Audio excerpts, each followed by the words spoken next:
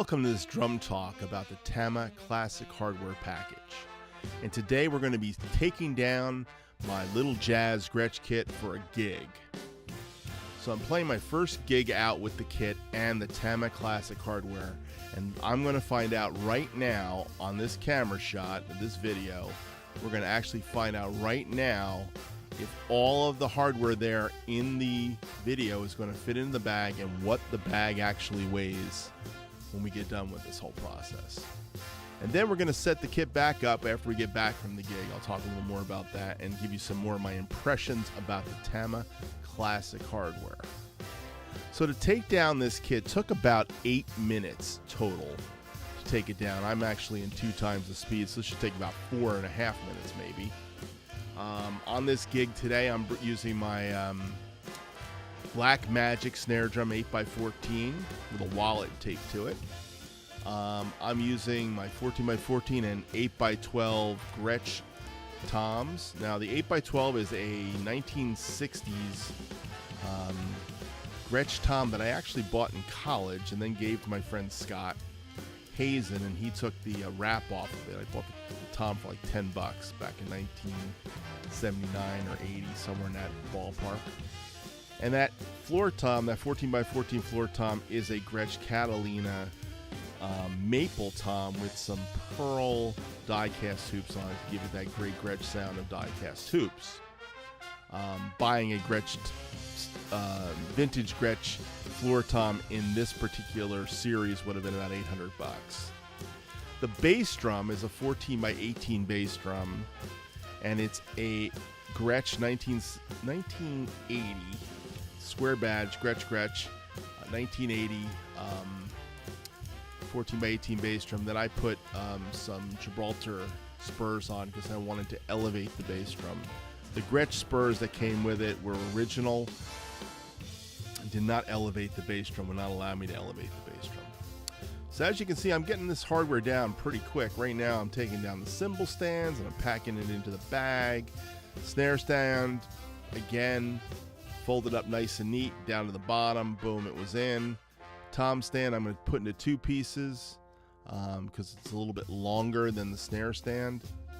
Tom stand works wonderfully. So I got the floor tom legs in there, tom stands. Now I'm taking the hi-hat stand apart.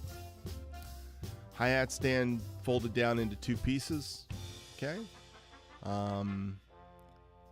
And now the real tough one was to put in the pedal. And I was wondering if my pedal of choice for this was going to work for this gig. I have 2 pedals I can use with this kit. I chose to use the Camco chain drive pedal, which I've had for a long time.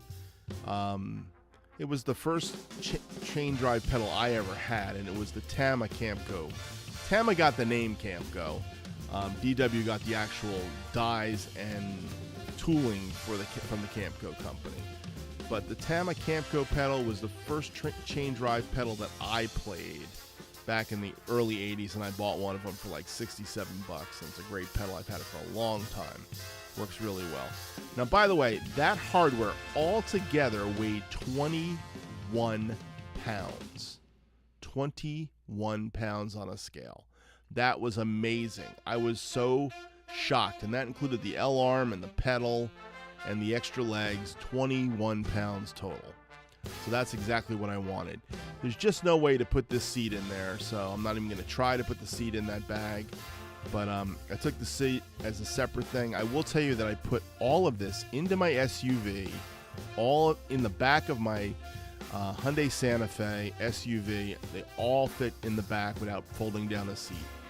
And then last night, my wife, Mrs. Hammer, I told her to bring my car back to church to pick me up because she was coming to church. She drops me off for rehearsal, and then we usually go out to dinner together after church, the whole 9 yards. Anyhow, she brought her car, which is so junked up, and I somehow fit the whole kit in the back seat, on her back seat of her SUV, and was able to put the stand and my knapsack into the back of her SUV, and it fit fine. So even though she chose to not listen to me and bring my SUV back to the gig. All right, so setting this kit back up was another 10 minutes to set it up this morning. So basically what I'm doing is I'm setting up the kit, and I have all the drums out, of course, out of their cases. That took another 5 minutes. So truthfully, to set up this kit, it's like 10-15 minutes tops, putting everything, all the cases away. But I was so enamored by the hardware. The hardware worked flawlessly. No problems with any of the hardware. Everything held.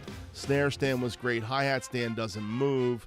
Cymbal stands, you know, they're holding big cymbals. I had some nice cymbals on it. The L arm had a 22 on it. It worked fine.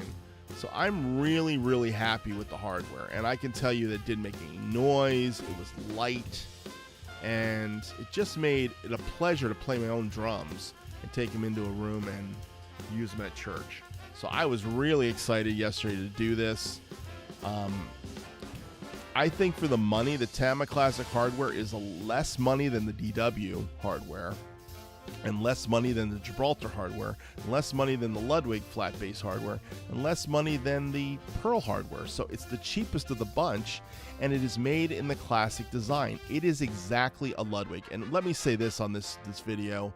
I got 2 more of these Ludwig stands that match the Tama stands, and Michael Perry of the Drummer's Den, he sent me some parts that he had hanging around that wasn't a complete stand, but he sent it to me, and with the parts I had, I made 2 more of these stands. And the stands weigh 3.8 ounces. Yeah, 3.8 pounds. 3.8 pounds. So I don't know if that's 3.8 ounces. 3.8 pounds the stands weigh. And it's the exact same weight as the Ludwig stand. So it's just amazing that Tama just really ripped off the Ludwig hardware design. And I'm surprised Ludwig didn't basically say, hey, what are you doing ripping off our design? But they didn't. So thank you, Michael Perry, for that, those parts. And now that I've got those parts, I've got 2 more cymbal stands. So I have a total of 4 flat bass cymbal stands. I don't see me using more than 3 of them, to be honest, but I may use the 4th for something. One of the interesting things about that cymbal top piece is actually you can put a cowbell on it. It's the size of your normal cowbell going onto a rod. So it's one of those things where it really works well as a place to put a cowbell. Back in the old days, it actually fits through the hole of a cymbal, and we used to sometimes put another little washer underneath it with some felt. So you put 2 cymbals on the same stand and stack it on top of one another.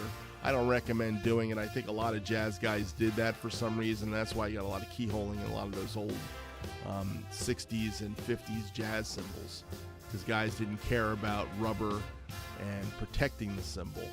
But all I can say is I'm really impressed with the classic Tama hardware. I really enjoy it, and I'm looking forward to using it on more gigs. And actually I'm going to use it next Sunday, because I'm playing again next Sunday. So I'm using the same set. I'm just looking for the right heads for this kit now for the church thing. And I'm thinking maybe pins might be the way to give it that little funky thing. But right now, it sounded great last night. I had the 12 and the 14. Today I'm messing with the 6.5 by 10. And it's awesome. So thank you for watching this video. This is my third in the series of the Tama Classic hardware, and I hope you enjoy it and have a great